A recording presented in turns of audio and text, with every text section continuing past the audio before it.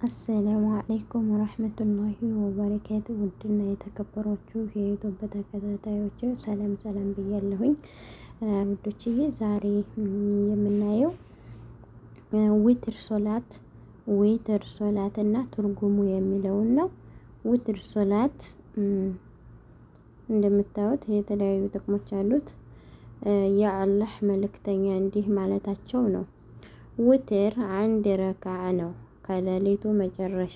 ሙስሊም 752 መዘግበውታል። በመሆኑም አንድ ሰው ሁለት ረካዓ እያደረገ የሌሊት ሶላትን የፈለገውን ያክል ከሰገደ በኋላ በመጨረሻ አንድ ረካዓ ዊትር ይሰግዳል።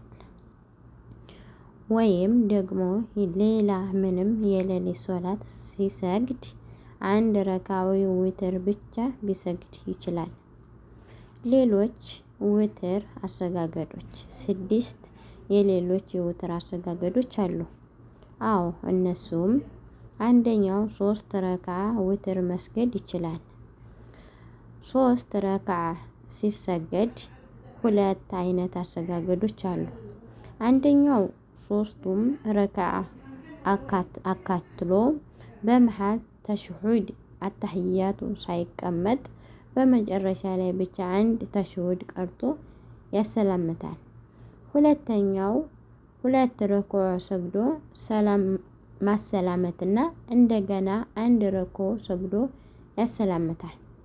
3 ረኩዕ ሲሰገድ ከፈቲሓ በኋላ በመጀመሪያው ረኩዕ ሰቢሕ እስመ ረቢከ በሚለው ሱራ፣ በሁለተኛው ደግሞ ቁል አዩሃል ካፊሩን በሶስተኛው ረኩዕ ደግሞ ቁል ሁወላሁ አሐድን ቢቀራ ይወደዳል። ሌላው ሁለተኛው 3 ረኩዕ ሲሰግድ ፈትሓ በማለት መጀመሪያው ረኩዕ ሰቢሕ እስመ ረቢከ በሚለው ሱራ፣ በሁለተኛው ደግሞ ቁል አዩሃል ካፊሩን በሶስተኛ ረኩዕ ደግሞ ቁል ሁወላሁ አሐድን ቢቀራ ይወደዳል። ሁለተኛው 5 ረኩዕ ዊትር መስገድ ይችላል። ተሽሁድ በሚቀመጠው በመጨረሻ ላይ እንደ ብቻ ነው። መሃል ላይ ምንም ተሽሁድ አይቀመጥም። ሶስተኛው 7 ረኩዕ ዊትርን መስገድ ይችላል። በዚያም ጊዜ ተሽሁድ የሚቀመጠው በመጨረሻ ላይ አንዴ ብቻ ነው። በመሃል ላይ ምንም ተሽሁድ አይቀመጥም። አራተኛው 9 ረኩዕ ዊትር መስገድ ይችላል። በስምንተኛው ረኩዕ ላይ ተሽሁድ ይቀራና ያሰላምታል። ከዚያም በዘጠነኛው ረኩዕ ተሽሁድ ብሎ በዛው ያሰላምታል። 2 ተሽሁድ ይቅራ ማለት ነው። 2 ተሽሁድ ይቅራ ማለት ነው። በእነዚህ ሁሉ ዊትር አሰጋገዶች ላይ ሐዲስ ስለመጣ አንድ ሰው የቀለለውን መርጦ መተግበር ይችላል። አንዱን አንድ ቀን ሌላውን ደግሞ በሌላ ቀን ቢጠቀም ይብለጥ ይወደድለታል ይላል። ቀጣዩ ደግሞ እዚጋ ዊትር ሶላትና ትርጉሙ ይላል። ዊትር በሚለው ቃል ጎዶሎ ቁጥር እንደማለት ነው። ለምሳሌ 3 1 3 5 7 የመሳሰሉ ቁጥሮች ዊትር ሲባሉ 2 4 6 ደግሞ የመሳሰሉ ቁጥሮች ደግሞ ሸፍዓ ይባላሉ። በመሆኑም ዊትር ሶላት ማለት በዚህ ጎዶሎ ቁጥሮች የሚበቃ ሰላም ማለት ነው። ሶላት ማለት ነው። ግዴታ ነው ወይስ ሱና ነው በሚለው ላይ ሐኒፎች ዊትር ግዴታ ነው ይላሉ። ነገር ግን ከማስረጃ አንፃር ስናየው ዊትር ግዴታ እንዳልሆነ፣ ነገር ግን በጣም የጠነከረ ሱና የተወደደ ተግባር መሆኑን እንረዳለን። አብዛኛው ዑለማዎች አቋምም ይህ ነው።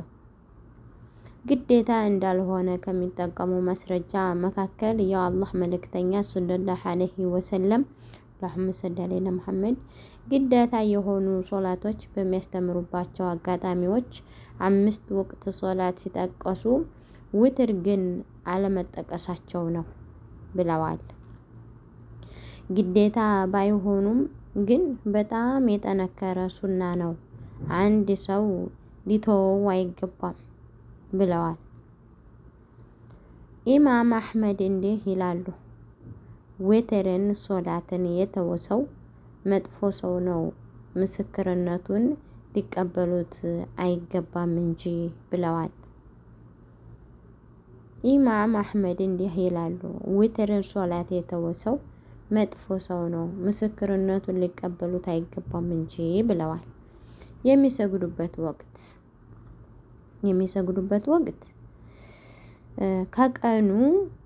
ከቀኑ የሚባለው ውትር ሶላት ላይ በመጨረሻ ርኮ ከተነሳን በኋላ ሱጁድ ሳንወርድ በፊት የሚደረግ ዱዓ ነው።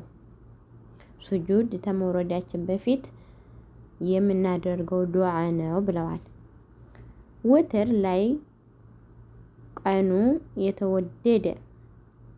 የተወደደ ተግባር ነው፣ ነገር ግን ግዴታ አይደለም ብለዋል። አንዳንድ እያለው አንዳንዴ ቢተውም ችግር የለውም፣ ዘወትር ቢለውም ችግር የለውም ብለዋል። እና ውትር ሶላት ሁልጊዜ ቢሰገድ ተወዳጅነቱ የበለጠ ነው ብለዋልና ውትር ሶላትና ትርጉሙ በሚለው ያጠናቅቃል። እና ላይክ፣ ሼር፣ ሰብስክራይብ በማድረግ አበረታቱኝ እላለሁኝ። ሀብሽሩ ለኸይር። አሰላሙ አለይኩም ወራህመቱላሂ ወበረካቱ።